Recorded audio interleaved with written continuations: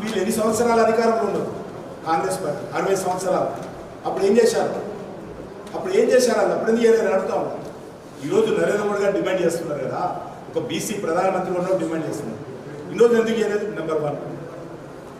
Number 2, ఈరోజు ప్రతిపక్షాలు కాదు, బీసీ సంఘాలు ఈరోజు డిఫర్ అయింది.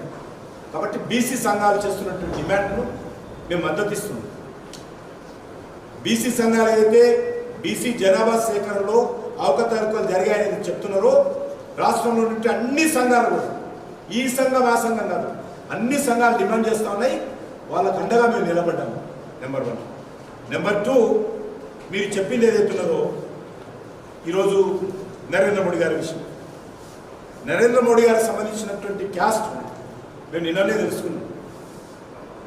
ఆ క్యాస్ట్ కూడా మేము కూడా తెలుసుకోలేదు. ప్రధానమంత్రి మాకు ఆ పరిస్థితి ఉండదు. ఈ దేశంలో ఉన్నటువంటి అన్ని వర్గాల ప్రజలు భారతమాత ముద్దు బిడ్డలే అని భావించేటువంటి పార్టీ అయినప్పటికీ కూడా నిన్న ఆ క్యాస్ట్ తెలుసుకున్నాం. వాళ్ళ క్యాస్టు 1994 25 జూలై గుజరాత్ గవర్నమెంటు బీసీలుగా చేర్చడం జరిగింది. అప్పుడు ఎవరు ముఖ్యమంత్రి?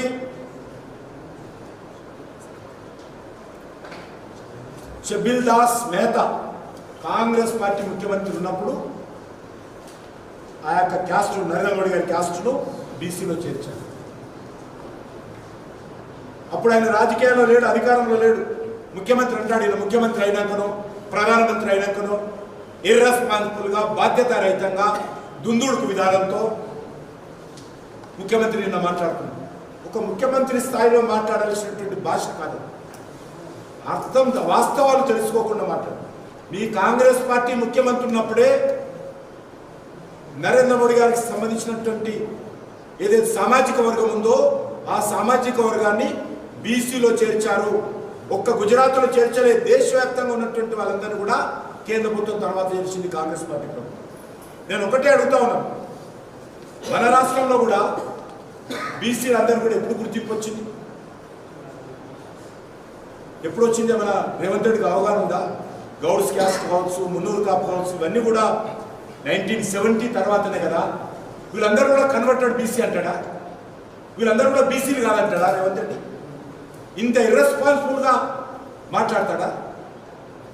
ఏదైతే అనంతరామన్ కమిషన్ 1970లో వచ్చింది రిపోర్ట్, అంతకుముందు చాలా కులాలు బీసీలో లేవు. కాబట్టి ఏదైనా మాట్లాడితే వాస్తవాల ఆధారంగా మాట్లాడాలి. ఈ రాష్ట్రంలో అనేక కులాలు 70sలో వచ్చారు, వాళ్ళందరూ కూడా కన్వర్టెడ్ అని చెప్తాడా? వాళ్ళందరూ కూడా అవమానం చేస్తాడు ఇదే విధంగా రేవంత్ రెడ్డి. అందుకే ఈ రాష్ట్రంలో 93 క్యాస్టులు 1970లో బీసీలో ఉన్నాయి. ఈరోజు అవి 112 కులాలయ్యాయి. ఇవన్నీ కూడా దశల వారీగా వచ్చినాయి. దేశమంతా ఇదే పరిస్థితి. ఎన్డీఏ ప్రభుత్వం వచ్చేంత వరకు కూడా మండల్ కమిషన్ నివేదిక అమలు చేయలేదు. సోనియా గాంధీ తొక్కిపెట్టింది, కాంగ్రెస్ పార్టీ తొక్కిపెట్టింది మండల్ కమిషన్. బీజేపీ ప్రభుత్వం వచ్చిన తర్వాతనే మండల్ కమిషన్ ఇంప్లిమెంట్ చేసింది. కాబట్టి వీళ్ళు మాకు చెప్పాల్సిన అవసరం లేదు. బీసీ కమిషన్ రాజ్యాంగబద్ధమైన హోదా ఇవ్వలే, నరేంద్ర మోడీ గారు వచ్చినాక ఇచ్చింది. డాక్టర్ బాబాసాహెబ్ అంబేద్కర్ చిత్రపటం పార్లమెంటులో పెట్టేలా అందరిని పెట్టుకున్నారు. మా ప్రభుత్వం వచ్చినాక చిత్రపటం పెట్టారు. అందరికీ బతుకున్నప్పుడే భారతరత్న అవార్డు ఇచ్చుకున్నారు కాంగ్రెస్ పార్టీ. ఇందిరాగాంధీ నుంచి జవహర్లాల్ నెహ్రూ నుంచి అందరికీ.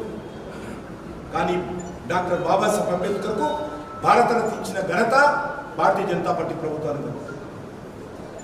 డాక్టర్ బాబాసాహెబ్ అంబేద్కర్ జన్మించిన స్థలం కానీ, దీక్ష తీసుకున్న స్థలం కానీ, రాజ్యాంగం రాసినటువంటి ఇల్లు కానీ, చదువుకున్నటువంటి లండన్లో చదువుకున్నటువంటి ఇల్లు కానీ, ఆయన అంతిమ సంస్కారం చేసినటువంటి స్థలం కానీ పంచతీర్థ పేరు మీద డెవలప్ చేసింది భారతీయ జనతా పార్టీ. డాక్టర్ బాబాసాహెబ్ అంబేద్కర్ బతుకున్నన్ని రోజులు అనేక రకాలుగా వేధింపులు చేసి అవమానం చేసి 2 సార్లు ఎలక్షన్లో పోటీ చేస్తే కాంగ్రెస్ పార్టీ పోటీ అభ్యర్థులను పెట్టి ఆ రోజు ప్రధానమంత్రి నెహ్రూ గారు స్వయంగా డాక్టర్ బాబాసాహెబ్ అంబేద్కర్ వ్యతిరేకంగా ఆయన కాన్స్టిట్యూన్సీకి వెళ్ళి ప్రచారం చేసి అంబేద్కర్ను ఓడించాలని చెప్పి ప్రచారం చేసి కక్ష కట్టి ఓడించినటువంటి పార్టీ కాంగ్రెస్ పార్టీ. వీళ్ళు సామాజిక న్యాయం గురించి మాకు నిధులు చెప్పాల్సిన అవసరం లేదు. నేను అడుగుతాను, ఈ రాష్ట్రంలో కాంగ్రెస్ పార్టీ అధికారంలో అనేక సంవత్సరాలుగా ఉంది ఉమ్మడి ఆంధ్రప్రదేశ్లో. గారి ఏ రోజైనా ఒక్క బీసీ ముఖ్యమంత్రిని చేసి మేము మొన్న ప్రకటించాం, గత ఎన్నికల్లో బీసీ ముఖ్యమంత్రి చేస్తాం ప్రకటించాం. ఒక్కరోజైనా వీళ్ళు బీసీ ముఖ్యమంత్రిని చేశారా? ఆ రోజు అది తిరుగులేదు, మొత్తం కాంగ్రెస్ పార్టీ ఉండేది యునానిమస్. వీళ్ళు నీతులు మాకు చెప్తున్నారు బీసీల గురించి.